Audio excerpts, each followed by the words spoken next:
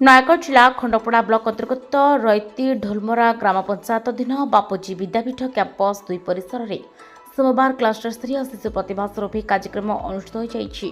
ଉକ୍ତ କାର୍ଯ୍ୟକ୍ରମରେ ସଭାପତି ବାପୁଜୀ ବିଦ୍ୟାପୀଠ ପ୍ରଧାନ ଶିକ୍ଷକ ସୁଭାଷ ଚନ୍ଦ୍ର ନାୟକ, ମୁଖ୍ୟ ଅତିଥି ଖଣ୍ଡପଡ଼ା ବ୍ଲକ ଅତିରିକ୍ତ ଶିକ୍ଷାଧିକାରୀ ତଥା ସିଆରସିସି ନାରାୟଣ ଦାସ, ମୁଖ୍ୟ ବକ୍ତା ସ୍ଥାନୀୟ ସରପଞ୍ଚ ଶ୍ରୀମତୀ ମୁକ୍ତା ପରିଡ଼ା, ସମ୍ମାନିତ ଅତିଥି ସମିତି ସଭ୍ୟ ମାନସ ରଞ୍ଜନ ଦାସ, ମୋ ସ୍କୁଲ ସଭାପତି ବିରଞ୍ଚି ନାରାୟଣ ସାହୁ, କୁମ୍ଭାରପଡ଼ା କ୍ଲଷ୍ଟର ସିଆରସିସି ଶ୍ରୀଯୁକ୍ତ ବିପିନ ବିହାରୀ ପଣ୍ଡା, ପୂର୍ବତନ ସିଆରସିସି ରମାକାନ୍ତ ପଣ୍ଡା ମଞ୍ଚ ଆସିନଥିଲେ।